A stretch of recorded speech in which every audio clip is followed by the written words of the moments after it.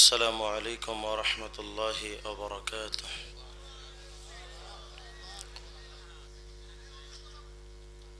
إن الحمد لله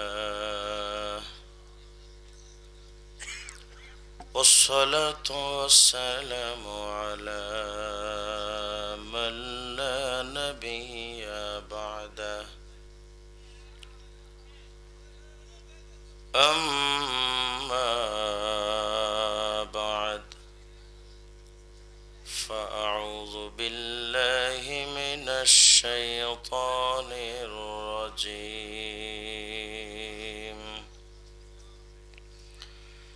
بسم الله الرحمن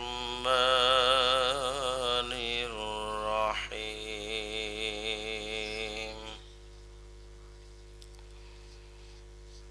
يا أيها الذين آمنوا اذكروا الله ذكرا كثيرا وسبحوه بكرة وأصيلا. صدق الله العلي العظيم.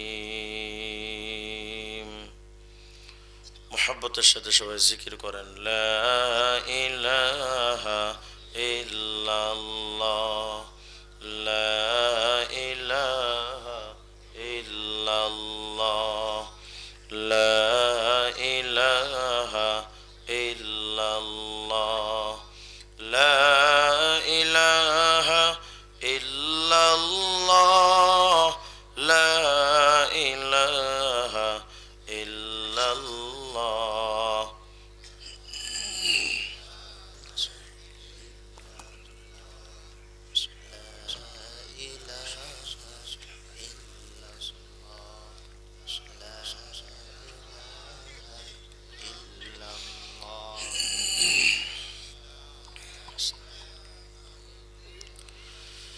একদিন চুল পাকিবে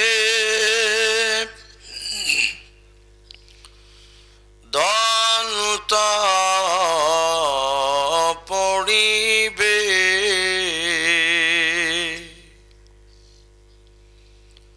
তোর যৌবনে পড়ে যাবে ভাটি।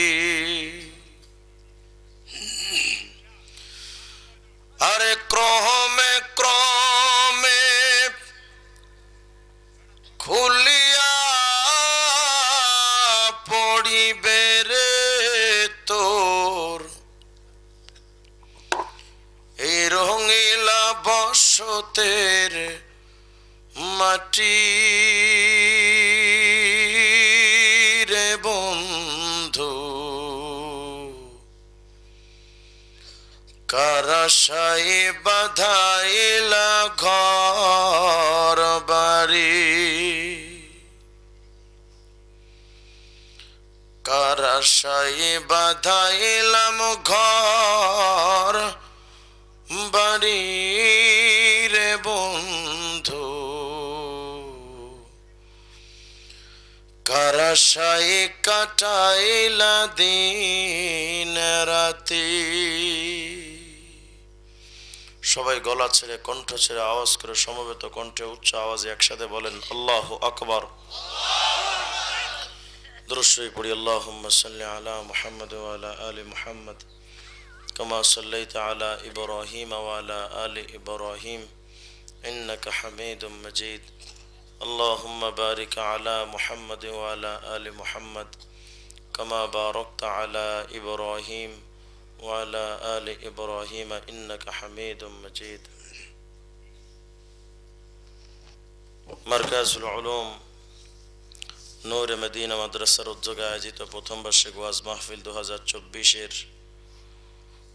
মুআজ্জাজ সদরে জলসা সম্মানিত সভাপতি ওয়াজিবুল ইহতারাম মুর্শিদে কামিল আমার উস্তাদ সমতুল্য মুরব্বী হযরতুল আল্লাম সিরাজুল ইসলাম সাহেব দামাত বারাকাতুহুল আলিয়া আল্লাহ পাক হযরতের হায়াতে ভরপুর বারাকা দান করেন এবং হযরতের ফুয়ুজ এবং বারাকাত দিয়ে আল্লাহ পাক আমাদেরকে মালামাল করে দেন।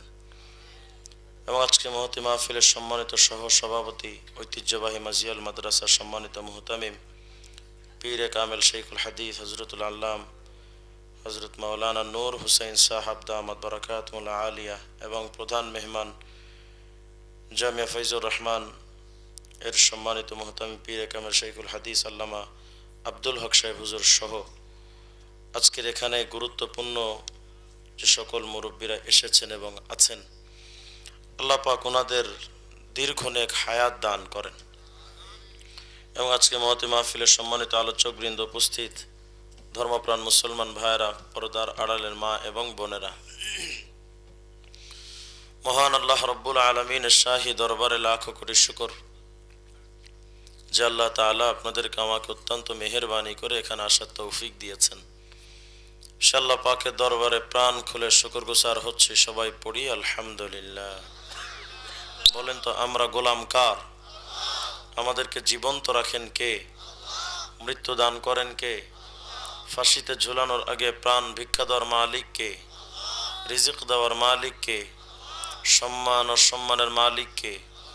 সন্তান দেওয়ার মালিক না না খাজা বাবা, চন্দ্রপাড়া, ল্যাংটা বাবা, সন্তান দেওয়ার মালিক কে? সাত তবক জমিন আসমানের একচ্ছত্র মালিক একমাত্র কে? সে আল্লাহ তাআলা বড় মেহেরবানি করে আমাদেরকে এখানে এনেছেন। খুব দামি মজলিস, দামি মজমা। শুরুতে দুটি কথা বলে নেওয়া উচিত। আমি আমার বাসা থেকে আজকে জ্যামের কারণে বের হয়েছি বিকাল ৩টায় বোটবাজার থেকে। শুধু গাজীপুর চৌরাস্তা যখন পার হই ৪ ঘন্টা জ্যাম, একেবারে পাক্কা ৪ ঘন্টা। যখন এশার নামাজ দেয় আমি বের হয়েছি আসরের ১ ঘন্টা আগে। গাজীপুর থেকে বোটবাজার সর্বোচ্চ ১৫ মিনিটের রাস্তা। এই ১৫ থেকে ২০ মিনিটের রাস্তা পার হতে আমার টাইম লেগেছে ৪ ঘন্টা, যে কারণে আমার দেরি হয়ে গেছে। আপনাদের এলাকার সন্তান তাহসিন আমার অত্যন্ত স্নেহের, ও আমার সাথেই ছিল। যাই হোক, আসতে দেরি হওয়ার পেছনে আমার কোনো অপরাধ ছিল না, এটা ওজরে মাকুলি। দ্বিতীয় নম্বর একটি কথা না বললেই নয়। সূরাতুন নূরের ৩১ নম্বর আয়াত আল্লাহ পাক বলেছেন, আকুল লিল মুমিনাতি ইয়াগযুদনা মিন আবসারিহিন। নবী, ঈমানদার নারীদেরকে বলেন তারা যেন পরপুরুষের থেকে নিজের নজরকে হেফাজত করে, মানে পরপুরুষের দিকে না তাকায়। সুনানে আবু দাউদের ৪১১২ নম্বর হাদিস, আম্মাজান উম্মে সালামা রাদিয়াল্লাহু আনহা বলেন, কুনতু ইনদা রাসূলিল্লাহি সাল্লাল্লাহু আলাইহি ওয়াসাল্লাম ওয়া ইনদাহু মাইমুনা। আমি একদিন নবীর কাছে ছিলাম এবং আমাদের সাথে মাইমুনাও ছিলেন, নবীজির আরেকজন স্ত্রী। ইদা আকবালা ইবনু উম্মে মাকতুম, সেখানে অন্ধ এক সাহাবী আব্দুল্লাহ ইবনে উম্মে মাকতুম আসতেছিলেন। তা রাসূল করিম আলাইহিস সালাম দেখে বললেন, এই ইহতাজিবা মিনহু, যাও, এই যে এক সাহাবী আসতেছে ওর থেকে পর্দা করো।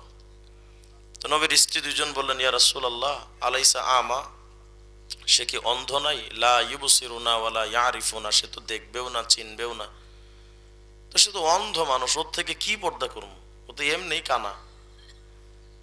রাসূল করিম আলাইহিস সালাম বলেন, আফা আমিয়া ওয়ান আনতুমা আলাস্তুমা তুবসিরানহি, তোমরা দুইজনও কি কানা, তোমরা কি হেরে দেখবা না? তাহলে এই হাদিস দ্বারা কি বোঝা যায়? মহিলারা পুরুষের দিকে তাকাতে পারবে তো? বলেন বলেন। সরাসরি পারবে না, কিন্তু প্রজেক্টরের মাধ্যমে পর্দা দেওয়া হবে, ওটার মাধ্যমে তো মহিলারা দেখতে পারবে। আমি ফতোয়া দিব না, কারণ আমি হুজুর মানুষ। আপনারা আমজনতা বলেন, আমি যে আয়াত আর হাদিসটা দিয়েছি এর দ্বারা কি ফতোয়া আসে? মহিলারা পুরুষের দিকে সরাসরি অথবা প্রজেক্টরের মাধ্যমে দেখতে পারবে? যদি না পারে, আমি এখানে আসার পর আমার ডান সাইডে দেখতে পাচ্ছি মহিলাদেরকে সম্ভবত প্রজেক্টর দিয়ে বয়ান দেখানো হচ্ছে। এটা কি শুধু ক্যামেরা? হাসাই তো যাক, তাইলে আলহামদুলিল্লাহ। তবু মাঝখানে আমরা একটা মাসলা তো শুনে ফেললাম নাকি? বাকি অনেক মাহফিলে এটা হচ্ছে, আর কিছু কিছু বক্তারা এটাকে জায়েজ বলেছেন। আমার সুস্পষ্ট বক্তব্য, আমি হেকমত টেকমত এত বুঝি না ভাই। যারা কোরআন এবং হাদিসের সুস্পষ্ট আয়াত থাকার পরেও মহিলাদেরকে প্রজেক্টরের মাধ্যমে ওয়াজ দেখানো জায়েজ বলে, এরা বক্তা নয়, বদমাইশ। এরা সুস্পষ্ট বদমাইশ। এই সমস্ত বক্তা থেকে আমাদের আল্লাহ তাআলা হেফাজত করেন, বলেন আমিন। পবিত্র কালামুল্লাহ থেকে একটা আয়াত আমি আপনাদের সামনে তিলাওয়াত করেছি। আল্লাহ তাআলা বলেন, ইয়া আইয়ুহাল্লাযীনা আমানু যকুরুল্লাহ যিকরান কাসীরা, ঈমানওয়ালারা আল্লাহর জিকির বেশি করো। জিকিরটা বেশি করব কার? কিন্তু আমরা আমাদের ব্যক্তি জীবনে আল্লাহর জিকিরের চাইতে দুনিয়ার ফিকির বেশি করি, ঠিক না? জিকির করার তো সময় নাই, খুব ব্যস্ত আমরা, অথচ বিড়ি টানার জন্য সময় আছে। কথা বলেন।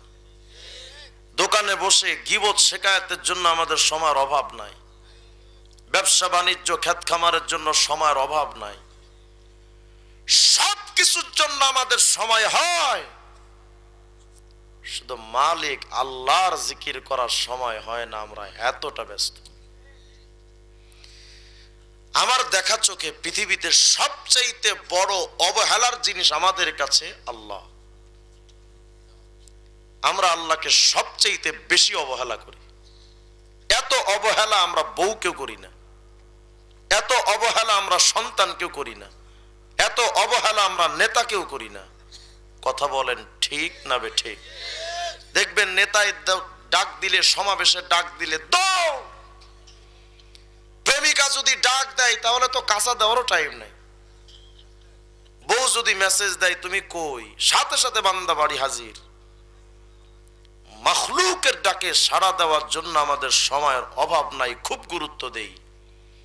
কিন্তু খালেক আল্লাহ যে প্রতিদিন মসজিদের মাইক থেকে 5 বার ডাক দেয়, কোনো গুরুত্ব নাই। কথা বলেন। আমরা আল্লাহকে কতটা গুরুত্বহীন করেছি ভাবতে পারেন? আল্লাহ আমাদের কাছে কতটা অবহেলিত। কিন্তু আমরা যদি আল্লাহকে অবহেলা করি, গুরুত্ব না দেই, আল্লাহর কিচ্ছু আসে যাবে?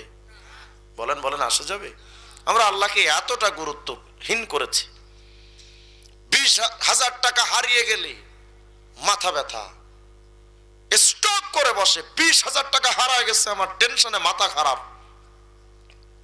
অথচ ওই মানুষটাই 20 ওয়াক্ত নামাজ ছুটে গেলে তার কোনোই কষ্ট লাগে না। আমরা মুসলমান, আমরা ইমানদার। নিজেকে নিজে ধিক্কার দেওয়া উচিত। আমাদের ইমানের 4 পয়সার দাম নাই যে ইমানে মালিকের গুরুত্ব নাই। একটা বিড়ি টানতে মিনিমাম 5 থেকে 10 মিনিট সময় নেয়,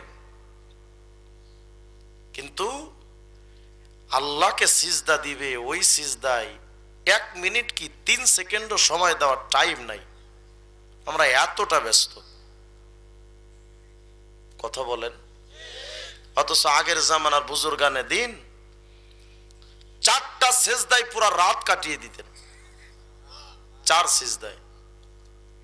আর আমরা 10 রাকাত নামাজ পড়ি 4 মিনিটে।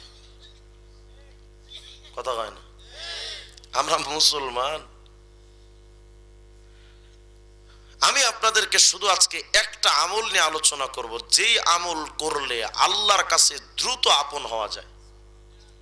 আল্লাহ রাসূল আলাইহিস সালাম বলেন, পৃথিবীর সবচেয়ে গুরুত্বপূর্ণ, আল্লাহর কাছে নিকটবর্তী করার সবচেয়ে গুরুত্বপূর্ণ আমলের নাম সিজদা। বলেন কি? আরো জোরে কোন, আরো জোরে কোন। সিজদা। অথচ আমাদের কাছে সবচেয়ে গুরুত্বহীন আমলের নাম সিজদা। এতটা তাড়াহুড়া করে সিজদা দেই, ওঠে আর নামে, ওঠে আর নামে, মনে যেন খোদার গজব পড়তেছে। এটার খুব মনোযোগ দেন। আমি আমার ব্যক্তিগত তবিয়ত, আমি কখনো আলতু ফালতু সময় বলে আপনাদের সময় অপচয় করব না। প্রত্যেকটা কথা মনোযোগ দিয়ে শোনা দরকার। আমি ছোট মানুষ, আমার বক্তব্য দামি না, কিন্তু যে কথাগুলো বলবো সে তো বড়দের কথা, আল্লাহ এবং রসুলের কথা, খুব দামি কথা, মনোযোগ দেওয়া উচিত। মূল কথায় যাওয়ার আগে ছোট্ট করে শোনেন তো। আমরা যে বাংলাদেশে বাস করি এটা 56,000 বর্গ মাইলের বাংলাদেশ, কত বিরাট বাংলাদেশ। অথচ পৃথিবীর মানচিত্রে এটা খুঁজে পাওয়া যাবে না, বাংলাদেশ এত ছোট, অথচ আমাদের কাছে বাংলাদেশ এত বিশাল। ছোট্ট এক বাংলাদেশের সামান্য এক মন্ত্রী টাকলা মুরাদে কয় সংবিধান থেকে আল্লাহর নাম উঠায় দেব, সান্দু কয় কি? অথচ ক্ষুদ্র এক বাংলাদেশ, পৃথিবীর মানচিত্রটা এত বিশাল, ওই মানচিত্রে বাংলাদেশ খুঁজে পাওয়া যাবে না, বাংলাদেশ এতটা ছোট। তাহলে পৃথিবী কত বড়? ভূমণ্ডলবিদরা বলেছেন বাংলাদেশ মাত্র 56,000 বর্গ মাইল, আর পুরা পৃথিবীটা অন্তত 20 কোটি 10 লক্ষ বর্গ মাইল। কত বিরাট পৃথিবী, অথচ মাথার উপরে ছোট্ট সূর্যটা এই পৃথিবীর চাইতে 13 লক্ষ গুণ বড়। সুবহানাল্লাহ বলবেন না? পৃথিবীর চাইতে 13 লক্ষ গুণ বড় যে সূর্য, ওই সূর্যের চাইতে আকাশে একটা তারকা, বিগ বস এক তারকা ইউআই স্কুটি, ওই ছোট্ট তারকাটা পৃথিবীর চাইতে 13 লক্ষ গুণ বড়, সূর্যের চাইতে ওই তারকা আরো 500 কোটি গুণ বড়। কি ভাবতেছেন? মোটামুটি দেওয়ানবাগি পীরের পেটের মতো না? আওয়াজ দিয়ে বলেন আল্লাহু আকবার। কত বিরাট তারকা! এই চাঁদ, সূর্য, গ্রহ, নক্ষত্র, ধূমকেতু, মাঝখানে বিরাট বিরাট স্পেস, এই সব কিছু যার পেটের মধ্যে থাকে তার নাম গ্যালাক্সি, ছায়াপথ। বিজ্ঞানের কথা, আমগো কথা না, ছায়াপথ। আমরা যে গ্যালাক্সিতে বাস করি তার নাম মিল্কি ওয়ে গ্যালাক্সি। কত বড়? বলে মিল্কি ওয়ে গ্যালাক্সির পেটটা এত বড়, পৃথিবীর চাইতে 13 লক্ষ গুণ বড় যে সূর্য, এমন বড় বড় সূর্যের মতো গ্রহ ওই মিল্কি ওয়ে গ্যালাক্সির পেটের মধ্যে বাস করে কমপক্ষে 17,000 কোটি। মিল্কি ওয়ে গ্যালাক্সির পেট কত বড়? আশ্চর্য হওয়ার কিছু নেই। ওই সূর্যের চাইতে 500 কোটি গুণ বড় যেই তারকা, ছোট বড় তারকা, বড় তারকা, মাঝারি তারকা, এমন বড় ছোট মাঝারি তারকা, ওই মিল্কি ওয়ে গ্যালাক্সির পেটের মধ্যে শুধু তারার সংখ্যা কমপক্ষে 40 থেকে 50,000 কোটি। কল্পনা করেন তো মিল্কি ওয়ে গ্যালাক্সির পেট কত বড়। এ তো শুধু একটা গ্যালাক্সি, ছায়াপথ। বিজ্ঞান বলে নবমণ্ডলের ভেতরে দৃশ্যমান জগতে এমন গ্যালাক্সির সন্ধান পেয়েছি, এমন গ্যালাক্সি আছে কমপক্ষে 100 থেকে 200 লক্ষ কোটি গ্যালাক্সি। এই সব কিছু প্রথম আসমানের ভেতরে। তো প্রথম আসমানের পেট কত বড়? এমন আপনার আমার মালিকের 7টা আসমান আছে। সুবহানাল্লাহ বলবেন আপনারা? একটু তাজা থাকতে হবে, তাজা। এটাকে ক্লাস মনে করেন, আমরা কোনো আলতু ফালতু জায়গায় বসি নাই, কোরআন সুন্নাহর একটা ক্লাসে বসেছি। আওয়াজ দিতে হবে সাথে সাথে, পারবেন তো ইনশাআল্লাহ? এমন 7টা আসমান আপনার আমার মালিকের আছে। সবচাইতে ছোট আসমান, প্রথম আসমান যদি এত বড় হয়, সবচেয়ে বড় আসমান, সপ্তম আসমান কত বড়? 7 তবক জমিন আসমান কত বড়? হাফেজ ইবনে কাসির রাহমাতুল্লাহ আলাইহি তার কিতাব আল বিদায়া ওয়ান নিহায়া খণ্ড 1 11 নম্বর পৃষ্ঠায় বলেছেন, 3 নম্বর খণ্ডের 15 নম্বর পৃষ্ঠা, সাইয়্যিদুনা মূসা আলাইহিস সালাম একদিন আল্লাহকে বলতেছিলেন, ও আল্লাহ, আসমান জমিন তো আপনি বানায়া হুকুম দিয়েছেন ইতিয়াতাও আন আও কারহা, আসমান জমিন আমি আল্লাহর কথা মতো চলো। তো আল্লাহ, আসমান জমিন তো আপনার কথা মতো চলে, কিন্তু তবে মূসার প্রশ্ন, যদি আসমান জমিন আপনার কথা না শুনে আসায়াক, আপনার অবাধ্য হতো, ফাকাইফা সানিয়াম বিহিমা, আসমান জমিনের সাথে আপনার আচরণটা কেমন হতো, আপনি করতেন কি? 7 তবক জমিন আসমান তো বিরাট সৃষ্টি, ওরা তো কথা নাও শুনতে পারে। আমরা 3.5 হাত বডির মানুষই তো আল্লাহর কথা শুনি না। মসজিদে আজান দেয় আর বুড়া যে আকিস বিড়ি টানতে থাকে, তো টানতেই থাকে, মসজিদে যায় না। তো আল্লাহ 7 তবক জমিন আসমান তো বিরাট সৃষ্টি, যদি কথা না শুনতো করতেন কি? এবার আল্লাহ কি বলেন শোনেন। আল্লাহ রাব্বুল আলামিন ডেকে বলেন, মুসা কুনতু আমুরু দাব্বাতাম মিন দাওয়াবি ফাতাবতালিহুমা, আরে মুসা, 7 তবক জমিন আসমান যদি আমি আল্লাহর কথা না শুনতো, তুমি কি মনে করো মুসা সাত তবক জমিন আসমান কি আমার সবচেয়ে বড় সৃষ্টি নাকি? না রে মুসা, স্পেশাল ব্রাঞ্চের ভেতরে স্পেশাল টিম হিসেবে আমি আল্লাহ কিছু পশু বানায় রাখছি। ওই পশু আর জীব জন্তুগুলো কত বড়। এরে মুসা, আমার এই পশুগুলোর মধ্যে শুধু একটা পশুকে আমি আল্লাহ যদি হুকুম দিতাম, সাত তবক জমিন আসমান আমার কথা শুনে না, এই পশু একটা ব্যবস্থা কর। এরে মুসা, ওই সকল পশু লাগতো না, শুধু একটা পশু সামনে আইসা সাত তবক জমিন আসমানটারে একটা লোকমা বানায়া মুখের মধ্যে দিয়া গিলে ফালাইতো, কিন্তু এই পশুর গলায় আটকাতো না। পশুর মুখটা কত বড়,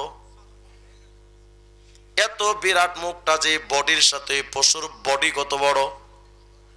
মুসা আলাইহিস সালাম কান আল্লাহ তুমি কও কি ফাইনা দাব্বা, তুই এত বড় পশু তুমি রাখছো কই? আল্লাহ রাব্বুল আলামিন ডেকে বলেন, মুসা ফি মারজিম মিন মুরুজি, আমি আল্লাহ অনেকগুলো মাঠ বানায় রাখছি তো, ময়দান। সব ময়দান লাগে নাই, এমন বড় বড় পশু, কোটি কোটি পশু আমি আল্লাহ শুধু এক ময়দানে ঢুকায় রাখছি। এত বড় বড় ময়দানের মালিক কে? জোরে জোরে বলেন কে? সূরাতুল বাকারার 255 নম্বর আয়াত আল্লাহ পাক বলেন, ওয়াসিয়া কুরসিয়্যুহুস সামাওয়াতি ওয়াল আরদ, সাত তবক জমিন আসমান যত বিশাল, এই টোটাল সাত তবক জমিন আসমানকে আল্লাহ পাক তার কুরসির পেটের মধ্যে ঢুকায় রাখছে। কুরসির পেটটা কত বড় জানেন? ইমামে কুরতুবী তার তাফসীর কুরতুবীর খণ্ড 11 নম্বর পৃষ্ঠায় বলেন, মিয়া মাসসামাওয়াতু সাবউ ফিল কুরসি ইল্লা কাদারাহিম সাবআতিন উলকিয়াত ফি তুরস। যুদ্ধের সময় যে একটা ঢাল ব্যবহার করা হয়, একটা ঢালের মধ্যে যদি 7টা টাকার কয়েন যদি ফেলে রাখা হয়, এই 7টা কয়েন একটা ঢালে দেখতে যেমন ছোট,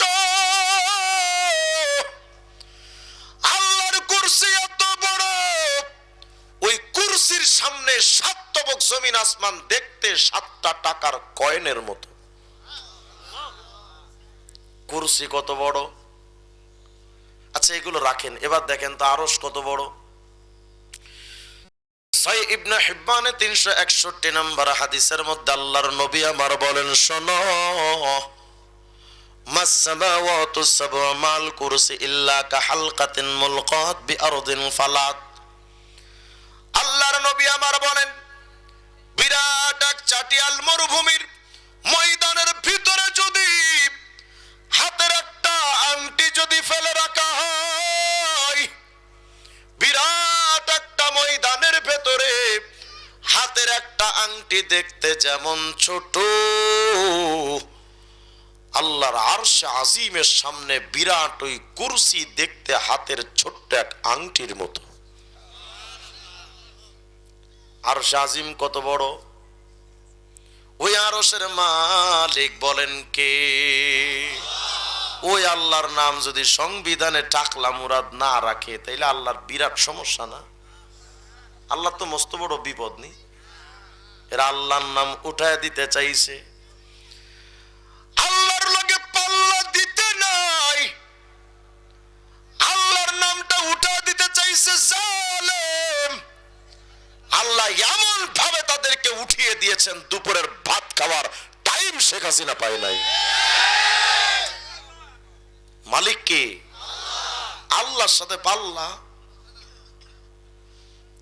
সংবিধান থেকে আল্লাহর নাম উঠায় দিতে চাও, আর আমি তো বলি যে সংবিধানে মদের আইন বৈধ করা হয়েছে, যে সংবিধানে সুদের আইন বৈধ করা হয়, যে সংবিধানে পতিতালয়ের আইন বৈধ করা হয়, এমন নাপাক সংবিধানে, যে সংবিধানে মদের আইন বৈধ করা হয়, এমন নাপাক সংবিধানে আমার আল্লাহর পবিত্র নাম মানায় না। আমার আল্লাহ আল্লাহই। শুধু এতটুকু কল্পনা করেন, সাত তবক জমিন আসমান এত বিশাল, আল্লাহর কুরসি এত বড়, আল্লাহ পাকের আরশ আজিম এত বড়। এই তথ্যগুলো ভূমিকাটা একটা কারণে দিলাম, শুধু একটা আমল বোঝানোর জন্য। মনোযোগ দেন, এবার মূল কথা। সৈয়দ মাহমুদ বাগদাদি আলুসি রাহিমাহুল্লাহর কিতাব তাফসীর রুহুল মাআনি খণ্ড 10 410 নম্বর পৃষ্ঠার বর্ণনা।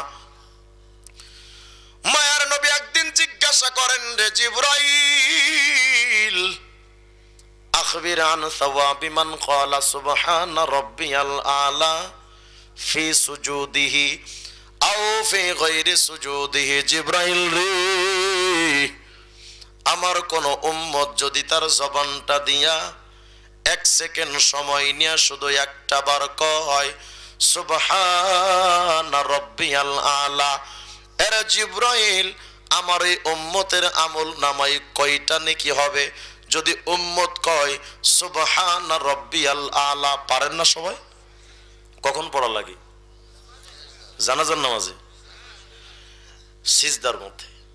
জিবরাইল রে, আমার উম্মত যদি একটা বার কয় সুবহানা রাব্বিয়াল আলা, আমার এই উম্মতের আমল নামায় কতগুলো নেকি হয় একটু বলো না। হযরত জিবরাইল বলেন, ইয়া রাসূলুল্লাহ, নবী গো, মা মিন মুমিনিন ওয়ালা মুমিনাত ইয়াকুলুহা ফি সুজুদিহি আও ফি গায়রি সুজুদিহি। ইয়া রাসূলুল্লাহ, আপনার কোন নারী বা পুরুষ উম্মত যদি একটা বার জবান দিয়া শুধু কয় সুবহানা রাব্বিয়াল আলা, ওটা সিজদায় বলুক অথবা সিজদার বাহিরে কোথাও যদি একটা বার কয় ইয়া রাসূলুল্লাহ, ওই উম্মতের আমল না ভাই কতগুলো নেকি হয় নবী জানেন? ইল্লা কানাত লাহু ফি মিজানিহি আফকালু মিনাল আরশ ওয়াল কুরসি ওয়া জিবালিদ দুনিয়া। ইয়া রাসূলুল্লাহ, পৃথিবীর সমস্ত পাহাড়গুলো একত্রিত করে যদি মিজানের একটা পাল্লায় যদি রাখা হয়, ওই মিজানের পাল্লায় বিরাট বড় কুরসিটা ধরেও যদি রাখা হয়, ওই মিজানের পাল্লায় বিরাট বড় ওই আরশে আজিমটাও নিয়ে যদি ওই মিজানের পাল্লায় রাখা হয়, নবী গো, একটা মিজানের পাল্লায় পৃথিবীর পাহাড় আরশ এবং কুরসি রাখা, আর একটা মিজানের পাল্লায় যদি একটা বার সুবহানা রাব্বিয়াল আলা বললে যেই নেকিটা হয়, ইয়া রাসূলুল্লাহ, ওই নেকি যদি মিজানের আরেকটা পাল্লায় রাখা হয়, ওগো নবী জানেন আরশ কুরসি পৃথিবীর পাহাড় লইয়া মিজানের পাল্লাটা হালকা হয়ে যাবে। একবার সুবহানা রাব্বিয়াল আলা বলার নেকির পাল্লাটা ভারী।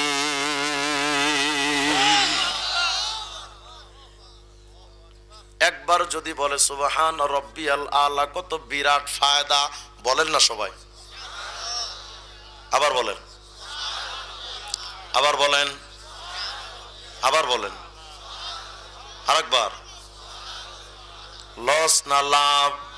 এই যে 5 বার আপনাদের পড়াইলাম, আজকে বুঝবেন না, কিয়ামতে যখন উহুদ পাহাড়ের চাইতে বড় নেকি দেখবেন, 5টা পাহাড়ের চাইতে বড় নেকি, তখন বুঝবেন যে কত বড় উপকার করেছে আপনার।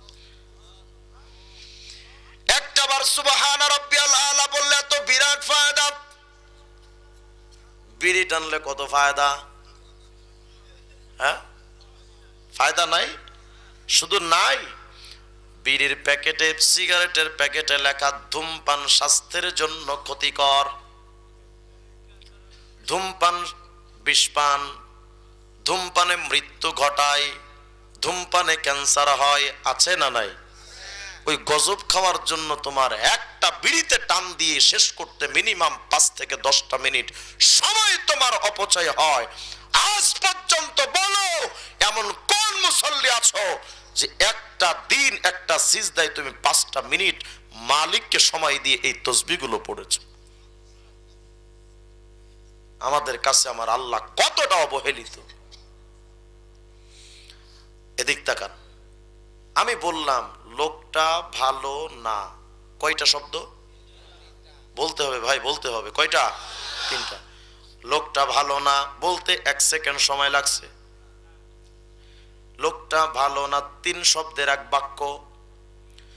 আবার যদি কেউ কয় সুবহানা রব্বি আল আলা, কয় শব্দ? 3 শব্দ। সুবহান রব্বিয়াল আলা বলতো 1 সেকেন্ড সময়। দোকানে বৈশাখ গিবত কইরা বললেন লোকটা ভালো না বলতে 1 সেকেন্ড সময়। 1 সেকেন্ডের 2টা বাক্য। এক বাক্যে সুবহান রব্বিয়াল আলা, আর এক বাক্যে গিবত করলা।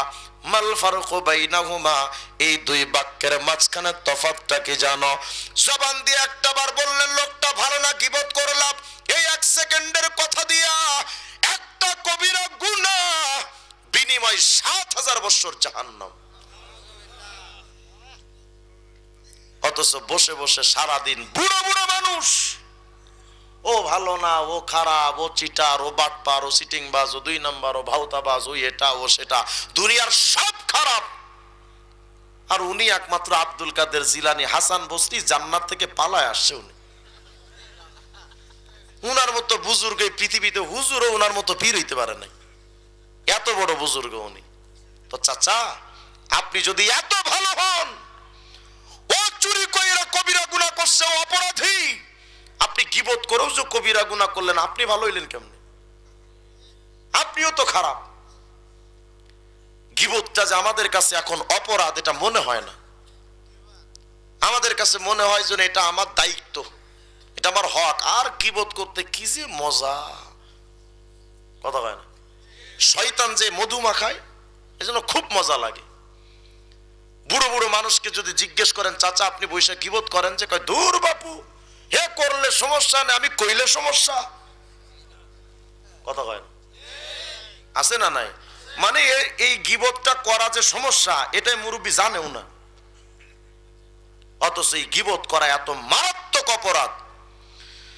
আল্লাহর নবী আমার বলেন লাম্মা রাজাবি রব্বি লাইলাতা উসরিয়া বি, যেই দিন আমি নবী মেরাজে যাচ্ছিলাম, আমার আল্লাহ যেই দিন আমাকে নেওয়ার জন্য ঘোষণা দিলেন, আমাকে যখন চড়াও দিলেন, মারারতু বিকওমিন, কিছু মানুষের পাশ দিয়ে আমি যাচ্ছিলাম, আমি রাস্তা দিয়া যাই, ওরা দেখে পাশে দাঁড়ানো, লাহুম আজফারুম মিন নুহাস, আমি নবী ওদের দিকে চাইয়া দেখলাম ওদের হাতের মধ্যে মারাত্মক তামার নখ, হাতে নখ তামা দিয়ে বানানো। আমি নবী তাকায় দেখতেছিলাম, ওই নখগুলো দিয়া ইয়াখমিশুনা উজুহাহুম ওয়া সুদুরহুম, ওই তামার নখ দিয়ে তারা মুখের গোশতগুলো এমন ছিঁড়তেছিল, বুকের গোশতগুলো টেনে টেনে ছিঁড়তেছিল। আর এক বর্ণনায় আসছে ইয়াকতাউনা মিন জুনুবিহিম ফায়ালকামুন, গোশতগুলো ছিঁড়ে ছিঁড়ে তারা গিলে খাচ্ছিল। আর এক বর্ণনায় আসছে ইয়াকুলুনাল জিব, মরা পশুর দুর্গন্ধময় গোশতগুলো ছিঁড়ে ছিঁড়ে তারা খাচ্ছিল। আমি জিজ্ঞাসা করলাম মান হাউলা ইয়া জিবরাইল, এই জিবরাইল কও এই মানুষগুলো কারা যাদের এমন কঠিন শাস্তি দেওয়া হচ্ছে? জিবরিল আমিন বলেন নবী হাউলাই আল্লাযীনা ইয়াকুলুনা লুহুমান নাস, এরা হলো তারাই দুনিয়াতে বসে গীবত করত যারা। ওয়া ইয়াকুনা ফি আরাদিহিম, নবী এই মানুষগুলো হলো তারা মানুষের ইজ্জত নষ্ট করার জন্য সারা দিন ফিকির করত যারা। কিছু কিছু মানুষ আছে দেখবেন, দিছি কি করছস, কই বিয়ে ভেঙে দিছি, কেন ভাঙছস, কেমনে ভাঙছস, কই এমন বদনাম কইছি মাইয়াটার নামে, ওরা জীবনে বিয়ে হইব না। কয় হারামি তুই কি করলি, কয় ইজ্জত মাইরালছি। কি কয় ইজ্জত মাইরালছি? চাচা আপনি ইজ্জত মারেন নাই, বরং নিজের ঠিকানা জাহান্নামের টিকিট কনফার্ম করেছে, আর কিচ্ছু করতে পারেন না। একটা বার জবান দিয়া যদি বলেন লোকটা ভালো না, গীবত করলেন একটা কবিরা গুনাহ, 7000 বছর জাহান্নাম। মানুষের ইজ্জত নিয়ে টানা হেঁচড়া করা উচিত নয়, কারণ ইজ্জত দিয়েছেন কে? সেই ইজ্জত নষ্ট করা তুমি কে? ভাবতেছে হুজুর আমার জবান আছে, পাওয়ার আছে, ক্ষমতা আছে, আমার এখন তো সব না। মালিক যখন ধরে, মাওলানা মামুনুল হক সাহেবের নামে মামলা দেওয়া হয়েছিল, পকেট মারের মামলা, মোবাইল চুরির মামলা, মানি ব্যাগ চুরির মামলা। আমিও তো কারাগারে 2 বার গেছি স্বৈরাচার সরকারের আমলে। মাওলানা মামুনুল হক সাহেব আমার উস্তাদ, হুজুরের যে মামলা একই মামলা। কি মামলা? বাইতুল মুকাররমের সামনে নাকি আমরা ককটেল মারছি, মানে আমাদেরকে বানাতে চেয়েছিল সন্ত্রাস। এই জাতি বৈষম্য বিরোধী আন্দোলনে প্রমাণ করেছে শেখ হাসিনার সরকারই ছিল খুনি। আমাদেরকে বানাতে চেয়েছিল সন্ত্রাস। আল্লাহ পাক তাদেরকে এমন ভাবে ধরেছেন, বাংলাদেশে আসলে আর বিচার লাগবে না, বাপের কবর আছে, এর লাশও খুঁজে পাওয়া যাবে না। মালিক কে? আমাদের হাতে হাত করা লাগা, গরুর দড়ি দিয়ে টানতে টানতে সিএমএম কোর্টে উঠানো হতো। আমাকে তো উঠাইছে গরুর দড়ি দিয়া, ডাইরেক্ট গরুর দড়ি। আমার বাচ্চার সামনে আমাকে নেওয়া হয়েছে হ্যান্ডকাপ পরায়, ছোট্ট বাচ্চা দেখেছে বাপের হাতে হ্যান্ডকাপ পরা, আমি অপরাধী হিসেবে আমার বাচ্চার সামনে দাঁড়িয়েছি। তারা চেয়েছিল আমাদের ইজ্জত নষ্ট করতে, পরিবারের কাছে হেনস্থা করতে। কি হয়েছে? সম্মান আল্লাহ আমাদেরকে বাড়িয়েছেন না কমিয়েছে?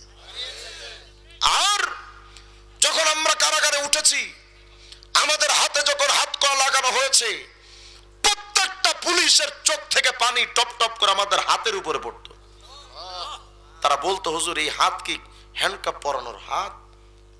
এই হাতটা তো আল্লাহর কাছে দোয়া করার হাত। আমাদেরকে সন্ত্রাস বানিয়ে পাঠাতে চেয়েছিল, প্রশাসন পর্যন্ত আমাদেরকে সম্মান দিত, প্রশাসন পর্যন্ত। দিন ঘুরেছে মাত্র কিছুদিন, আমাদের ইজ্জত নিয়ে যারা টানা হেঁচড়া করেছিল, আজ তাদের হাতে গরুর দড়ি দিয়া তাদেরকে আদালতে উঠানো হয়, আর মানুষ তাদের ধিক্কার জানাতে গিয়ে তাদের দিকে জুতা ছুড়ে মারে। পার্থক্য এতটুকুই। দুনিয়ার মানুষ কোনদিন কোন মানুষের ইজ্জত নিয়ে নষ্ট করে হানাহানি করার চেষ্টা করবেন না। মানুষের ইজ্জতটা কাবার চাইতেও দামি। আর তারগীব ওয়াত তারহিব কিতাব খুলেন, সুনান ইবনে মাজাহ খুলেন, রাসূল বলেছেন ওয়াল্লাযী নাফসু মুহাম্মাদিন বিয়াদিহি, এই কাবা আল্লাহর নামের কসম, লা হুরমাতুল মুমিন ইনদাল্লাহ আযম মিন হুরমাতিক মালুহু ওয়া দামুহু। আরে কাবা, তোমার যত দাম, আমার একজন ইমানদার উম্মতের মর্যাদা তুমি কাবার চাইতে আমার আল্লাহর কাছে লক্ষ কোটি গুণ বেশি। কারে নিয়ে গীবত করেন? আপনার মুসলমান ভাইরে নিয়া, অথচ ওই মুসলমান ভাইটা আপনার মরার পর আপনার জন্য জানাজায় দোয়া পড়বে। কথা হয়? বিরক্ত হচ্ছেন মনে হয় না? বিরক্ত হেন না বাজান, একটু বিবেককে জাগ্রত করেন। কারে নিয়ে গীবত করেন? স্বামী তার স্ত্রী নামে বদনাম রটায়,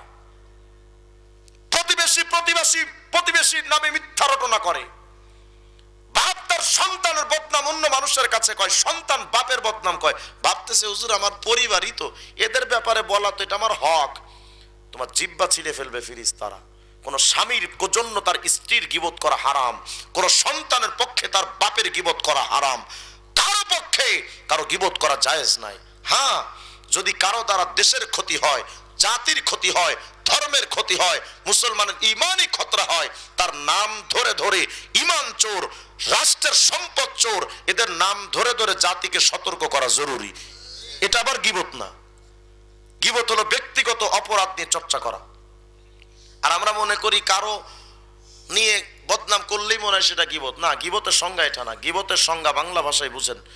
গীবত হলো সেই বাক্য, যেই বাক্যটা একজন মুসলমানের অনুপস্থিতিতে বলা হয়েছে, ওই বাক্যটা যদি সে উপস্থিত থেকে শুনতো তাহলে সে মনে কষ্ট পেত, এটার নাম গীবত। কথা বুঝে আসছে? এটাই গীবত। এই জবানটা অত্যন্ত দামি। 2টা বাক্য দিয়া, গীবতের শব্দ দিয়া তুমি জাহান্নামী, আর সুবহান রাব্বিয়াল আলা বললে তুমি এত বড় দামি। তাহলে এই জবানটা বড় মূল্যবান। এজন্য রাসূল বলেছেন মাইয়াজমান লি মা বাইনা লিহইয়াইহি ওয়া মা বাইনা রিজলাইহি, আমার উম্মত যদি আমি মুহাম্মদে আরবির দিকে তাকায়া দুটি জিনিসের জিম্মাদারি নিতে পারে, এক হলো দুই চোয়ালের মাঝখানের জবান, আর আরেক হলো দুই রানের মাঝখানে লজ্জাস্থান, এই দুটি জিনিসের জিম্মাদারি যদি আমার উম্মত নেয়, আতমান লাহুল জান্নাহ, ওই উম্মতকে জান্নাতে ঢুকায়া দেওয়ার জিম্মাদারি আমি মুহাম্মদের। অতএব জবানের হেফাজত করা, এই জবান দিয়ে কোনো অন্যায় কিছু না বের করা, পারবেন তো ইনশাআল্লাহ? একটাবার যদি আল্লাহর বান্দাই কয় সুবহান রাব্বিয়াল আলা, তো বিরাট ফায়দা। শুধু তাই নয়, আল্লাহর নবী জিবরাইল বলেন, ইয়া রাসূলুল্লাহ, আপনার উম্মত যদি একটাবার কয় সুবহান রাব্বিয়াল আলা, ও নবী, ওই উম্মতের জন্য আর একটা মস্ত বড় পুরস্কার আছে, শুনলে খুশি হয়ে যাবেন। সুবহানাল্লাহ বলেন না? ওটা বোঝার আগে ছোট্ট করে বুঝেন, এই যে সামনে ইলেকশন আসতেছে না, দেখবেন কিছু কিছু চামচা আছে, নামাজ কালাম পড়ার টাইম নাই, সারাদিন নেতার পেছনে দৌড়। কথা বলেন, আপনাদের দিকে নাই এগুলা? যে চামচাগুলো ঘুরে দেখবেন অধিকাংশ নামাজ পড়ার টাইম নাই, দৌড়, সারাদিন নেতার পেছনে স্লোগান, জয় বাংলা। কথা বলেন, জিতবে এবার নৌকা, এখন গায় না? কথা কয় না? এখন নৌকা তো তলাও নাই। আমার নেতার চরিত্র ফুলের মতো পবিত্র, খাদাসে নামাজ পড়ে না এক ওয়াক্ত, ঘুষের টাকা খাই জম্মের মতো, আর ইয়াবা গাঞ্জা মদ খাই 5 ওয়াক্ত। এই নেতার পেছনে সারা দিনের স্লোগান, আমার নেতার কিছু হলে জ্বলবে আগুন ঘরে ঘরে। ঘরগুলো তোর বাপে বানা রাখছে রে ফইনি। রাজনীতির নামে মানুষের গাড়ি পোড়ানো, বাড়ি পোড়ানোটা কিসের রাজনীতি? যেই রাজনীতির কারণে মানুষের গাড়ি নিরাপদ না, বাড়ি নিরাপদ না, দোকান ব্যবসা বাণিজ্য নিরাপদ না, মানুষের জীবন নিরাপদ নয়, ওই রাজনীতির কপালে আগুন ধরায় দেওয়া দরকার। একমাত্র সুষ্ঠু রাজনীতির নাম ইসলামী রাজনীতি, এর বাহিরে যা কিছু আছে সবগুলো বাটপার, কেউ ভালো না। 53টা বছর ইতিহাসে আপনি কি পাইছেন বলেন? বলেন হুজুর এই ঘোড়ার ডিমটা পাইছি বলেন আমার, অথচ আবার তো প্রস্তুতি নিচ্ছেন তাদের কি ভোট দিবেন, তো দেন, কপালে গজব পড়ে না, এটাই তো বেশি। সারাদিন নেতাদের পেছনে স্লোগান, আমার নেতা যেখানে আমি আছি সেখানে, তোমার নেতা ভারতে, তুমি এখানে কি করো? তোমার নেতা হলো টাকলা মুরাদ, স্লোগান দাও আমার নেতা যেখানে, তো তোমার নেতাকে টাকলা মুরাদ, মমতাজ ভাবি, কাউয়া কাদের, এগুলো তোমার নেতা। সুরঞ্জিত সেনগুপ্ত বাবু, তোমার নেতারে দেখতে পুরা সুকুমারের মতো একেবারে চাচা। কথা কয়? তোমার নেতা বেপরদা নারী। এখন স্লোগান দিলা, আমার নেতা যেখানে আমিও আছি সেখানে, তোমার দোয়াটা যদি কবুল হয়ে যায়, তোমার নেতা চোর বাটপার ফাসিক যদি হয় জাহান্নামে, তুমিও তো জাহান্নামে। স্লোগান দেওয়ার ক্ষেত্রে সাবধান। নেতাদের পেছনে সারাদিন ঘুরে তুমি মালিকের সাজদা দেওয়ার টাইম পাইছো না, অথচ তোমার নেতা ক্ষমতায় গিয়ে জাতীয় সংসদে দাঁড়া কোনোদিন বলবে না, মাননীয় স্পিকার, ওই ফুলপুর অমুক এলাকা আমার এক চামচা আছে, আমার জন্য টাকা পয়সা জীবন যৌবন যা আছে সব খতম করে ফেলছে, আমি তার গভীর শ্রদ্ধা ভরে আজকে জাতীয় সংসদে স্মরণ করছি, বলবে? কথা কয় না? অথচ হযরত জিবরাইল কি বলেন শোনেন, হযরত জিবরাইল বলেন, ইয়া রাসূলুল্লাহ, আল্লাহর কোন বান্দাই যদি একটাবার শুধু কয় সুবহান রাব্বিয়াল আলা, আল্লাহর নিয়া যদি একটাবার স্লোগান দেয়, ও নবী জানেন আল্লাহ সমস্ত ফেরেশতাদেরকে একটা জায়গায় জমা কইরা একটা সমাবেশের ঘোষণা করেন। সুবহানাল্লাহ বলেন না? ওই সমাবেশে অথবা একটা সংসদ অধিবেশনে তৈরি করেন, ওই সংসদ অধিবেশনের পার্লামেন্ট মেম্বার থাকে আল্লাহর ফেরেশতারা, আর বক্তা থাকেন শুধুমাত্র আল্লাহ। ইয়া রাসূলুল্লাহ, আল্লাহর বান্দাই যদি একটা বার কয় সুবহান রাব্বিয়াল আলা, আল্লাহ পাক সমস্ত ফেরেশতাদেরকে ডাক দেয়া কোন ইশহাদু ইয়া মালাইকাতি, এর ফেরেশতারা সাক্ষী থাক আমার বান্দা তো আমার নিয়ে সত্য কথাই বলেছে। অথচ ফুলপুরের এই মুরব্বী বান্দা, এই যুবক বান্দা আমি আল্লাহরে তো জীবনে কোনোদিন দেখে নাই, আমার রাজত্বের পরিধিটা আমার বান্দা জীবনে দেখে নাই, না দেখে আমার বান্দা আমার বেলায় বলেছে সুবহান রাব্বিয়াল আলা, মানে আমি আল্লাহ নাকি বড়, আসলেই তো ফেরেশতা। আনা ফাওকা কুল্লি শাই, আমি আল্লাহ তো সবচেয়ে বড়, লাইসা ফাওকি শাই, আমার চাইতে তো বড় কিচ্ছু নাই। সাদাকা আব্দি, আমার বান্দা তো সত্য কথাই বলতেছে। তো ফেরেশতারা শোন, আমার বান্দা যে একবার আমার নিয়ে স্লোগানটা দিল আন্নী কদ গফারতু লি আব্দি, আমি আল্লাহ আমার বান্দার জিন্দেগীর গুনাহ মাফ করে দিলাম। একবার যদি বান্দাই কয় সুবহান রাব্বিয়াল আলা, কত বিরাট ফায়দা। প্রতিটা সেজদায় এটা মিনিমাম কয়বার? কত বলেন বলেন, কয়বার? কমপক্ষে কয়বার? আমরা পড়ি কয়বার? 5 বার 7 বার চাচা, 3 বারই ঠিক মতো পড়ি না আমরা, কথা কয় না। সুবহান রাব্বিয়াল আলা বলতে বলতে সেজদায় যায়, সেজদায় গিয়ে কোন রকম যদি একটা বার বলা যায়, উঠতে উঠতে আরেকবার বাস শেষ 3 বার, মানে সুবহান রাব্বিয়াল আলা নিজেই রিমান্ডে থাকে, আল্লাহ কোন খারাসের কাছে ভালাইছো তুমি আমার।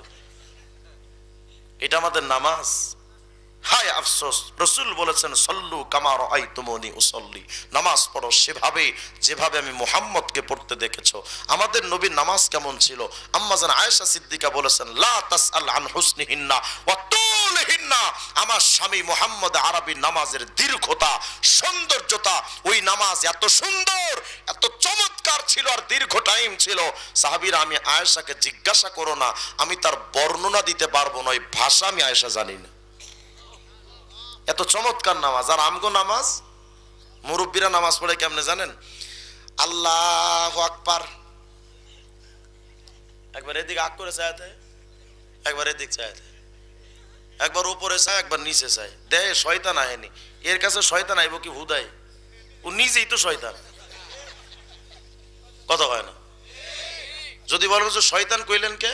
একজন নামাজিরে, সব নামাজ মানুষের জন্য রহমত নয়। তুমি 70টা বছর পার করেছো, আজও পর্যন্ত তুমি নামাজ পড়তে শেখো নাই, তো শয়তান তো কি তুমি? 80টা বছর চলে গেল, মালিকের দরবারে গোলামের সিস্টেম তুমি শিখতে পারো নাই, তোমার চাইতে শয়তান মানব রূপী আর কে হতে পারে? রাগ করেন না বাজান, 60-70 বছর কি আপনি সূরা ফাতিহাটাও পড়তে জানেন না? অসংখ্য মুরব্বী এখানেও খুঁজলে পাওয়া যাবে, 60-70 বছর চলে গেছে, আজও পর্যন্ত সূরা ফাতিহাটা শুদ্ধ করে পড়তে পারে না, 4টা সূরা জানে না। আর যতটুক জানে ও যদি পড়ে, ও বুঝার কায়দা নাই, ওটা কি বাঙালি না রোহিঙ্গা? আমার এক মুসল্লির একবার আমি বলছি ভাই একামত দেন তো, হে একামত দিতেছে কেমনে জানেন? আল্লাহু আকবার আল্লাহু আকবার লা ইলাহা ইল্লাল্লাহ মুহাম্মাদুর রাসূলুল্লাহ, কাতকা মাতারি সলা, কাতকা মাতারি সলা, একামত। লা হাওলা ওয়ালা কুওয়াতা ইল্লা বিল্লাহিল আলিয়্যিল আযীম। শুদ্ধ করে পড়তে পারে না কোরআন শরীফ। ভাবতেছেন হুজুর কোরআন শরীফ শুদ্ধ করে পড়তে পারি না তো সমস্যা কি? আমার সমস্যা না তো, সমস্যা আপনার। আপনি কোরআন শরীফ তেলাওয়াত যে শুদ্ধ করে পড়তে পারেন না, ভাবতেছেন এমনি জান্নাতে সেলসালায় যাইবেন গা, এত সোজা। মনে রাখবেন সুস্পষ্ট ফতোয়া, আমার উস্তাদের উস্তাদ সমতুল্য মুরব্বী হযরত এখানে আছেন, আমি ভুল বললে হুজুর আমাকে শাসন করার ক্ষমতা রাখেন। নামাজ পড়া যেমন ফরজ আইন, সবার উপরে যেমন নামাজ ফরজ, কোরআন তেলাওয়াত শুদ্ধ করে শেখা এবং তেলাওয়াত করা তেমন ফরজে আইন, সবার উপর ফরজ। এত সোজা জান্নাত। নামাজের মধ্যে সুন্দর করে তাসবিহগুলো পড়া। আজকে থেকে আমাকে একটু ওয়াদা দেন তো হুজুর, যত ব্যস্ততা থাকুক আর যত পেরেশানি থাকুক, আমি আমার কোন নামাজের সিজদা 5 বার সুবহান রাব্বিয়াল আলা বলার আগে আমি সিজদা থেকে মাথা উঠাবো না। পাক্কা ওয়াদা কে কে দিতে পারেন? হাত তোলেন। পাক্কা ওয়াদা ইনশাআল্লাহ। হাত নামান। আমার যত ব্যস্ততা থাকুক, যত পেরেশানি থাকুক, যাই থাকুক, সবকিছুর মালিক কে? আমি যদি মালিকের কুদরতি কদমে লং টাইম দিয়ে সেজদায় দিতে পারি, উনি কি আমারটা দেখবেন না? এত পেরেশানি কিসের? 5 বার কমপক্ষে। এবার চলেন আর একটা ফজিলত বলি, সুবহান রাব্বিয়াল আলা। এটা তো শুনলে পুরো খুশি হয়ে যাবেন, বলেন আল্লাহু আকবার। ওটা বোঝার আগে ছোট্ট করে বোঝেন, কিয়ামতের ময়দানটা অত্যন্ত ভয়ঙ্কর। ওই ময়দানে কেউ কাউরে চেনে না, কে বাবা, কে সন্তান, কে নেতা, কে কর্মী, কেউ কাউরে চিনবে না। আরে কিয়ামত তো বাদ দেন, মরার পরেই তো কেউ নাই। কত হয়? মরার চিন্তাও পরে করেন, দুনিয়ায় থাকতে তো বিপদে পড়া দেখেন কেউ নাই। কথা হয় না? সামসা যেই নেতার পেছনে ঘোরো সারাদিন, শুধু একটু ফাটা বাসে সিপাই পড়া দেখো, তোমার নেতা কইব তুমি কে, তোমার তো চিনি না। কথা হয় না? এটা কেউ না বুঝলে টাকলা মুরাদ বুঝে, যখন বিপদে পড়ছে কেউ নাই। কথা হয় না? ভাবতেছেন হুজুর ওই নেতা আমার খুব বড্ড আপন। না না, নেতা দুইটা জিনিসকে ভালোবাসে, ভোট আর নোট। কথা হয় না? কয়টা জিনিস? ভোট, নোট, এই দুইটা জিনিসই নেতার পছন্দ, এর বাইরে কিচ্ছু নাই। অথচ ওই নেতার জন্য ভাই ভাইয়ের মাথা ফাটান, ওই নেতার জন্য বাপ তার সন্তানের মাথা ফাটায়, ওই নেতার জন্য প্রতিবেশী নামে মিথ্যা মামলা দেয়। আপনাদের দিকে নাই থাকলে কথা কন না কামিয়া, প্রতিবেশীর নামে মিথ্যা মামলা দেয়। মনে রাখো, যেই প্রতিবেশীর নামে নেতার জন্য মিথ্যা মামলা দিলা, ওই প্রতিবেশী তোমার জানাজায় দাঁড়ায় বলবে, ও রব, এ আমার সাথে যা করছে আমি মাফ কইরা দিছি, আল্লাহ তো মইরা গেছে, আমার প্রতিবেশী ছিল তো, আল্লাহ তুমি ওরে মাফ কইরা দাও। বলে না? বলে না? মরার পরে কেউ কি তার মৃত ব্যক্তির পরে কোনো অবজেকশন থাকে? সব মাফ কইরা দেয়। অথচ ওই নেতারে খুশি করার জন্য তুমি প্রতিবেশীর নামে মিথ্যা মামলা দিছিলা। ওই নেতারে যদি ফোন দেয়, নেতা আপনি কই, বলবে কি হয়েছে, কই আপনার সামসা তো মরছে, কই ঠাডা পড়ছে, তোর তাড়াতাড়ি কবর দে, আমার আসার টাইম নাই, মিটিং আছে। কথা হয় না? একান্ত যদি নেতা তোমার জানাজায় হাজির হয়, জানাজা পড়তে আসে না, শুধু ভাষণ দিতে আসে। ভাষণ যদি দিতে না দেন, দেখবেন মুখটা এমন কইরা দাঁড়াবে নামাজে যেমন মুখটা মাকরুহে তাহরিমি। জানাজা পড়া শেষ তো নেতাই দৌড়। ওই নেতার জন্য ভাই ভাইয়ের মাথা ফাটাইলা, যেই নেতাদের লাইগা ভাইয়ের ফাটাইছো মাথা, বিপদ কালে ভাই পাইবা না নেতা। যেই নেতারা ভাগ করেছে আমগো দলে দলে, সেই নেতারা তাল মিলায়া চলে তলে তলে। ওই নেতাদের লাইগা যখন পড়বা বিপদে, সেই নেতারা বলবে শালা তোরে চেনে কে। পাবলিক মর রাস্তাঘাটে খবর লই না নেতা, আসল কথা আমজনতা হইছ বলির পাঠা। 10 থেকে চাল 70 টাকা লও বাঙ্গালি খাও ঠেলা, গরিব দুঃখী খাকবা না খাক বিল্ডিং হাকাই নেতারা। আপনি কি ভাবেন এই নেতা কিয়ামতে তো খুব কাজে আসবে নাকি? কাজে আসবে। আরে নেতার কথা তো দূরে রাখেন, আব্দুল কাদের জিলানীও ওই কিয়ামতে বলবেন নফসি, আল্লাহ আমারে বাঁচান। শাহ পরানো বলবেন আল্লাহ আমারে বাঁচান।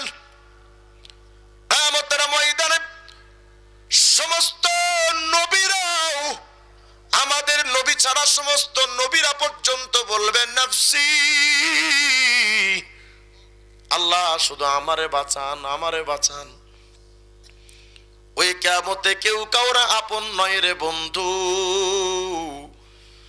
তাফসীরের কিতাবে আসছে আউয়ালু মা ইয়াফিররু মিন বানিহি নূহ।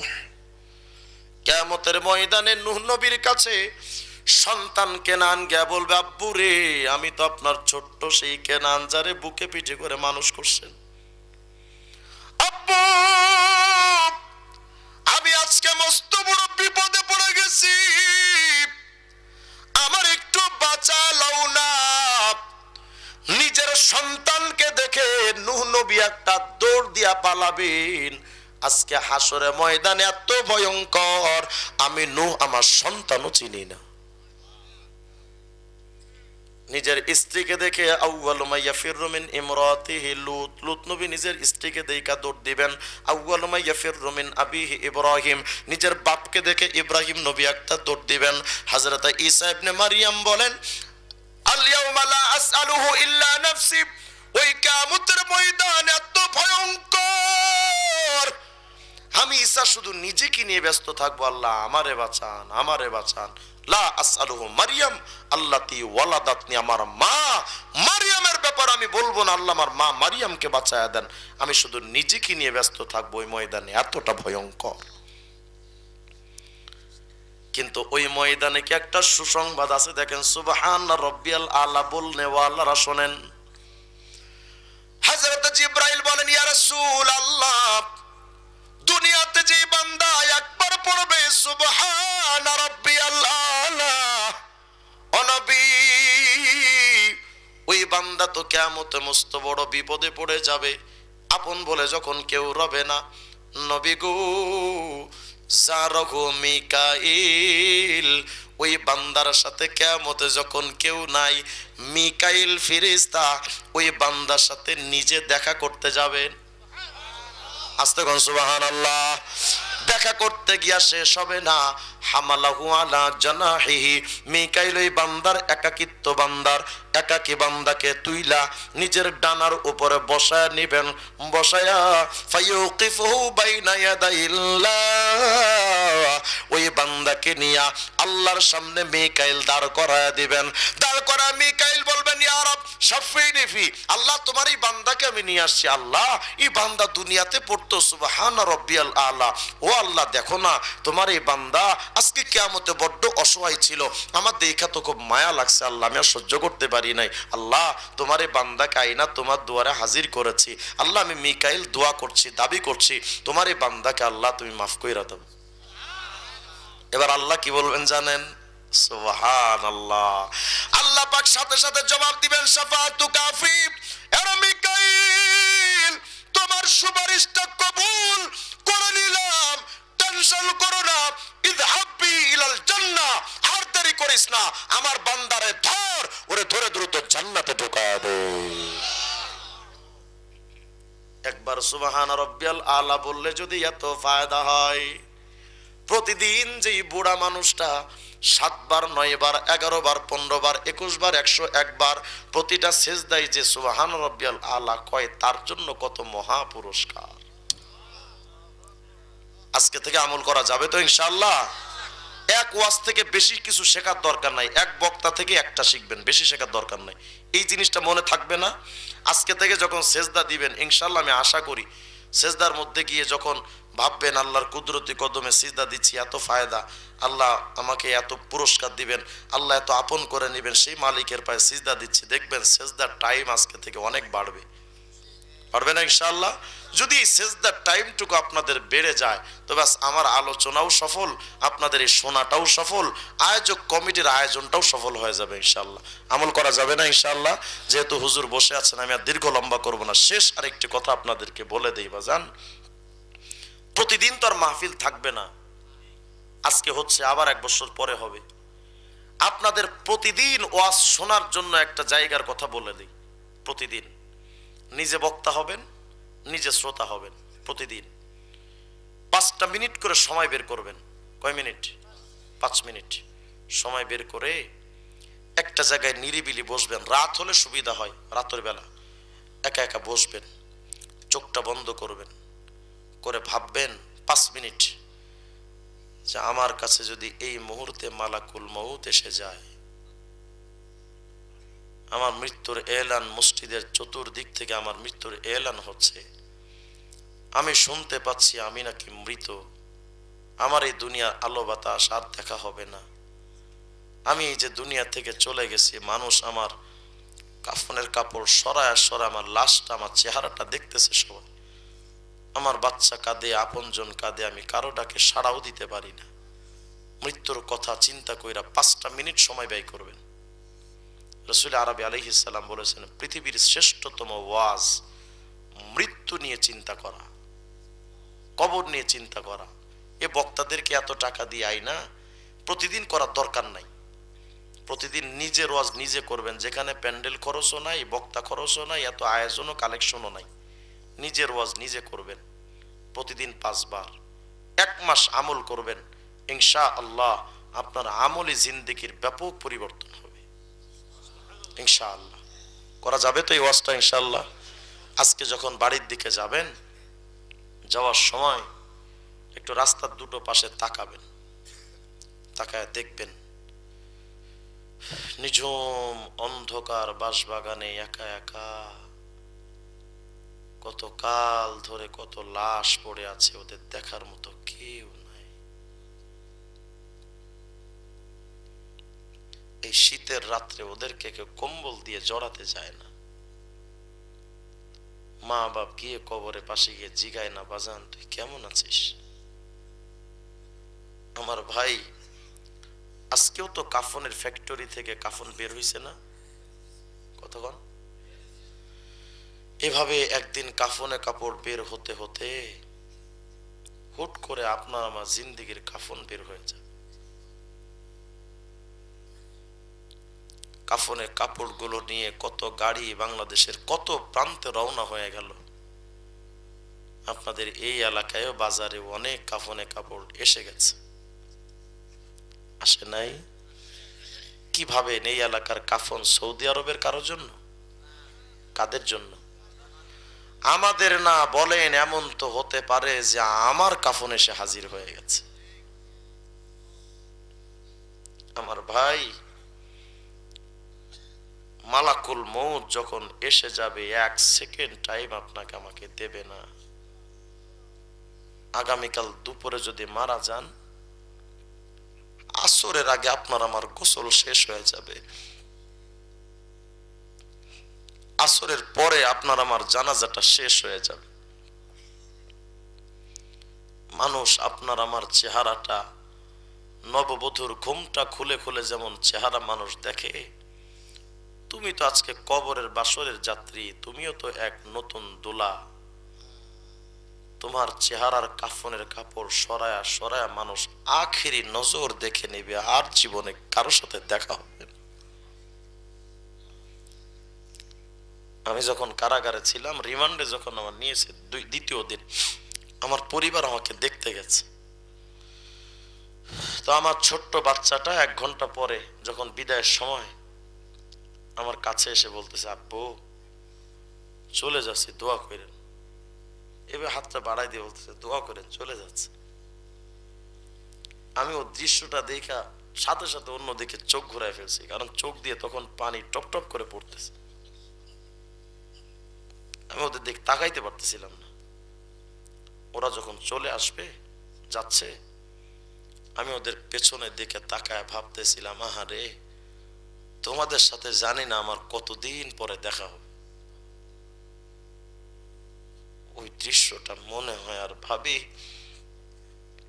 আগামীকাল যদি আমি মারা যাই, সন্ধ্যার আগে ভয়ঙ্কর ওই টাইমে কবরস্থানে নিয়া আমার সবাই ওই কবরের মধ্যে নামায় একে একে সব চলে আসবে, আর জীবনে দেখা হবে না। বাজার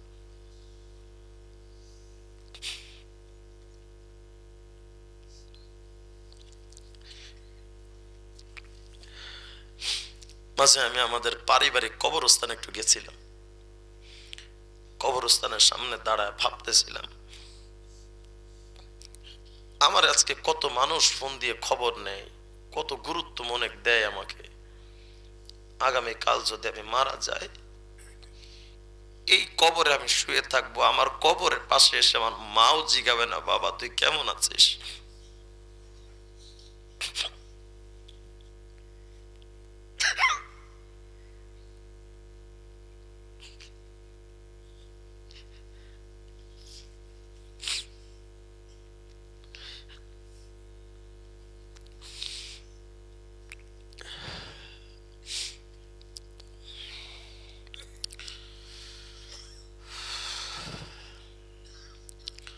রাত্রে 12টার সময় কবর থেকে বেনামাজি যদি চিল্লায়, আম্মু আমারে বাঁচান, বাপ মা সবাই ঘুমায়া থাকবে, কবরের পাশে গিয়া কেউ জিগাবে না বাবা তুই কি করতেছিস।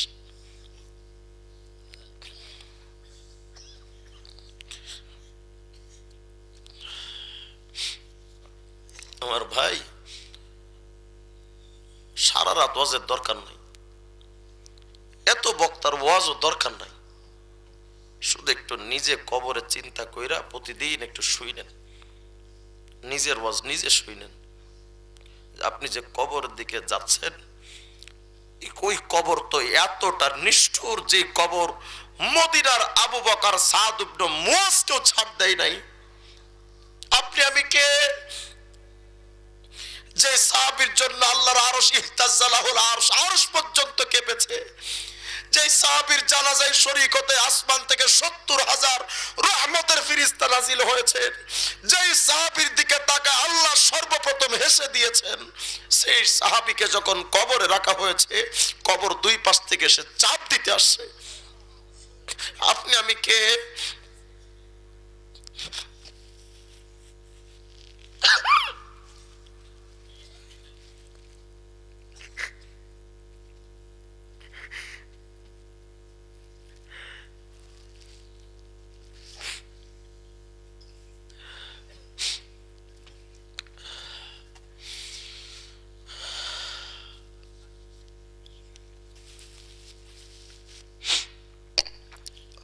ওই কবরে যাওয়ার জন্য, আল্লাহর সামনে হাজির করার জন্য আমাদের তো কিচ্ছু নাই। অন্তত আজকে থেকে প্রাণ ভরে এক একটা সিজদা দিয়ে আল্লাহকে বলবেন, আল্লাহ আমার কিচ্ছু না, আমি মূর্খ মানুষ, আল্লাহ আমি কিছুই আনতে পারি নাই, কিন্তু আমি কয়টা সিজদা এনেছি আপনার কাছে। পারবেন বাজান? ইনশাআল্লাহ আমল করার চেষ্টা করি। আল্লাহ আমাদের জিন্দগিটাকে পরিবর্তন করে দেন, আল্লাহ আমাদেরকে বুঝ দিয়ে দেন, আল্লাহ মাদ্রাসার সমস্ত হাওয়াজকে তার গায়েবী খাজানা থেকে পূরণ করেন। আল্লাহ পাক পীর সাহেব হুজুরের হায়াতে ভরপুর বারাকা দান করেন। হুজুর নসিহত করবেন। হুজুর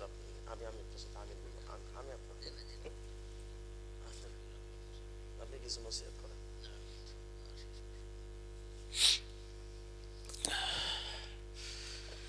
আমাদের জিন্দগিতে তো অনেক গুনাহ হয়ে গেছে, অনেক গুনাহ। এই গুনাহ নিয়ে কবরে গেলে তো উপায় নাই। চক্ষুটা বন্ধ করে একটু মৃত্যুর কথা, কবরের কথা একটু ভাবেন, প্রাণ ভরে আল্লাহর কাছে চাবো। বিশ্বাস করেন, স্ত্রীর চাইতে আমার মালিক কোটি গুণ আপন।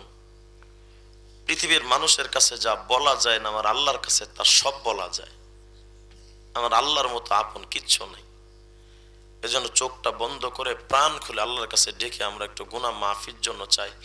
আল্লাহ যেন আমাদের জাহান্নামী বানায় কবরে না নেন। আলহামদুলিল্লাহি রাব্বিল আলামিন। রব্বানা যালামনা আনফুসানা ওয়া ইল্লাম তাগফির লানা ওয়া তারহামনা লানাকুনান্না মিনাল খাসিরিন। রব্বানা লা তুযিগ কুলুবানা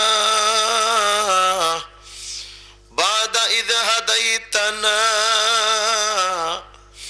ওয়া হাব লানা মিন লাদুনকা রাহমা ইন্নাকা আনতাল ওয়াহ্হাব। রব্বুল আলামিন, গভীর এই রজনীতে আল্লাহ আপনার কিছু নেককার বান্দাদেরকে নিয়া আপনার আল্লাহ আমাদের ধারণা অনুযায়ী আপনার এক পছন্দের বান্দাকে নিয়ে হাত তুলেছি। ও আল্লাহ, আমি মুসাফির, সফর হালতে আপনার দুয়ারে হাত তুলেছি। আয় রব্বুল আলামিন, আপনার শাহী দুয়ারে ভিক্ষুকের মতো দুটো হাত তুলেছি। আমাদের জিন্দেগির সব গুনাহগুলো মাফ করে দেন আল্লাহ। আয় আল্লাহ, এই মাহফিলে যারা আয়োজন করেছেন, টাকা পয়সা বুদ্ধি পরামর্শ দিয়া শ্রম দিয়া দেশে প্রবাসী উপস্থিত অনুপস্থিত আল্লাহ সবাইকে আপনি কবুল করে নেন। মাহফিলের আগত সকল মেহমানদেরকে আল্লাহ আপনি কবুল করে নেন। আল্লাহ আমার শ্রোতা ভাই যারা আসছেন মালিক, আমি তো তাদের হক আদায় করে কিচ্ছু দিতে পারি নাই, কিন্তু আল্লাহ আমি কোনো কৌতুক করে সময় কাটাই নাই। আল্লাহ আপনার বান্দাদেরকে কিছু আপনার সিজদার মোহাব্বতের সিজদা দেওয়ার জন্য কিছু কথা বলেছি। আল্লাহ আপনার বান্দারা উঠে চলে যায় নাই, প্রাণ ভরে শুনেছেন। এই গভীর রাত্রে আপনার এই বান্দারা দুনিয়ার কোন স্বার্থে বসে নাই। আয় রব্বুল আলামিন আল্লাহ, আমাদেরকে জাহান্নামী বানায় কবরে নিয়েন না।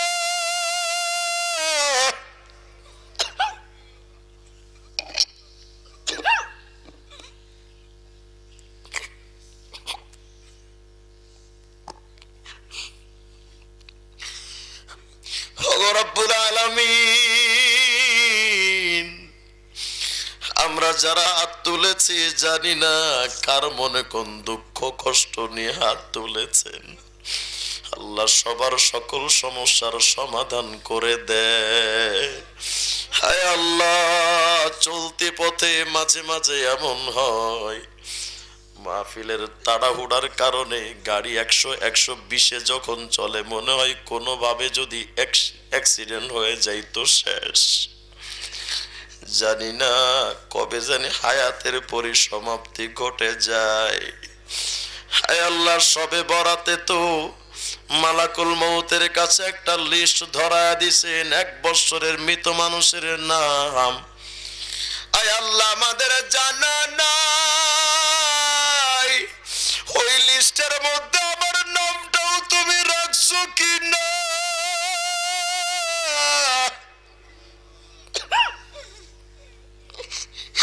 ও আল্লাহ,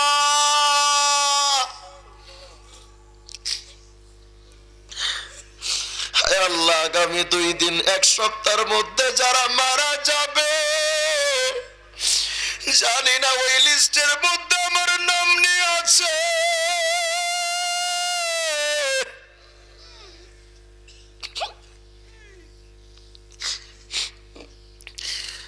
আল্লাহ, আমিও তো আমার এক বাচ্চার লাশ আমার কাঁধে তুলেছি, জানি না আমার লাশটা আমার বাবার কাঁধে উঠায় দে।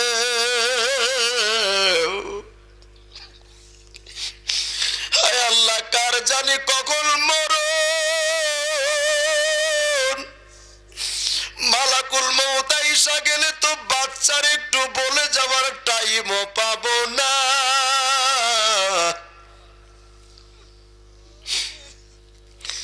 আল্লাহ, হায় আল্লাহ, আগামীকাল যদি মারা যায় অথবা রাত্রে যে ঘুমাই সকালে যদি আর জিন্দা উঠতে না পারি, কালকের এই সময়টা আমার ঠিকানা ওই কবর। এই গভীর রাত্রে আমার আপনজন কেউ আমার কবরে গিয়ে খবর নেবে না।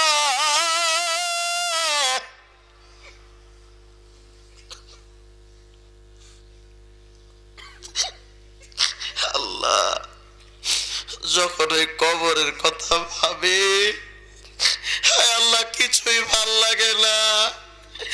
হায় আল্লাহ, একলা কবরে কেমনে থাকবো।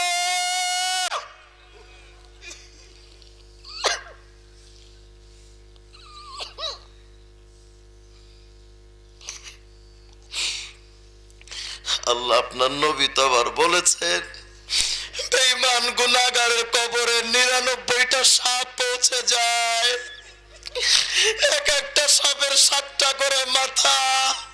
ও আল্লাহ, দাড়ি কামান্না হিসেবে কবরে নিয়েন না, বেনামাজি বানায় কবরে নিয়েন না।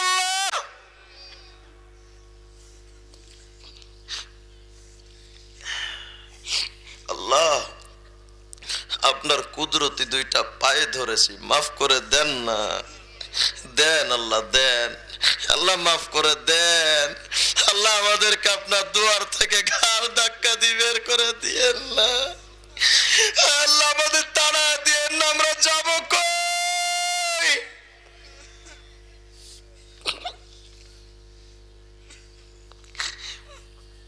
আল্লাহ তাকায় দেখেন কত দাড়ি পাকা মুরব্বীরা চোখের পানি ছেড়ে দিয়েছে। আল্লাহ তাকায় দেখেন কত যুবকরা চোখের পানি ছেড়েছে। ও আল্লাহ মাহফিলের দিকে আপনি তাকান,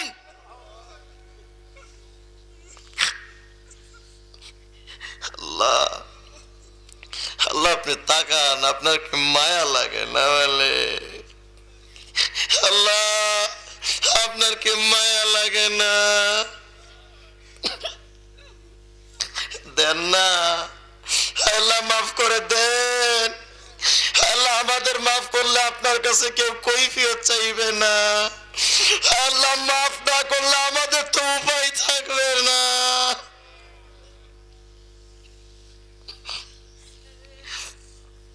আল্লাহকে একটু মহব্বত করে ডাক দেন না, বলেন ও আল্লাহ,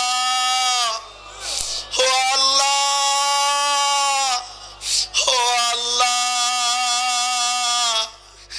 ও আল্লাহ। মায়া ভরা কণ্ঠে বলেন ও আল্লাহ, আল্লাহ, আল্লাহ, ও আল্লাহ মাফ কইরা দেন না মালিক। আল্লাহ গুনাহগার বানায়া জাহান্নামী বানায়া কবরে নিয়েন না।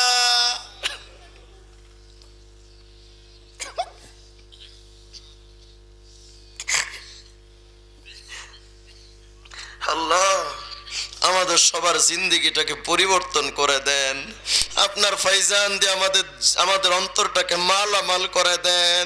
আল্লাহ আপনার মহব্বতের নূর দ্বারা অন্তর মুনাব্বার করে দেন। আল্লাহ আমাদের কাউকে আপনি ফিরাত দিয়েন না। যার অন্তরে যত নেক তামান্না আছে কবুল করেন। আল্লাহ পীর সাহেব হুজুরের হায়াত আপনি ভরপুর বারাকা দান করেন। আয় আল্লাহ সুদীর্ঘ নেক হায়াত দেন। আয় আল্লাহ তাদের অজায়েফ দিয়ে এই জাতিকে আল্লাহ আপনি পরিবর্তন হওয়া তৌফিক দান করেন। আল্লাহ যার অন্তরে যত নেক তামান্না আছে কবুল করেন। আল্লাহ আমার স্নেহের ছোট ভাই তাহসিনকে আপনি কবুল করেন। আল্লাহ মাহফিল অনেক যুবক ভাইরা অনেক কষ্ট করেছেন, আপনি তাদেরকেও কবুল করেন। মাদ্রাসার সমস্ত হাওয়ায়েজ গায়বী খাজানা থেকে পূরণ করেন। আল্লাহ প্রত্যেকজন মানুষকে আপনি আশিকে রাসূল, আশিকে ইলাহি, আরিফে রব্বানি হিসেবে কবুল করে নেন। আল্লাহ ওয়া সাল্লাল্লাহু তাআলা আলা খাইরি খালকি মুহাম্মদ وآله وأصحابه أجمعين آمين برحمتك يا أرحم الراحمين। যারা এশার নামাজ পড়েননি এশার নামাজ পড়ে বাসায় যাবেন, ফজরের নামাজ পড়ার নিয়ত করে ঘুমাবেন। আসসালামু আলাইকুম ওয়া রাহমাতুল্লাহ।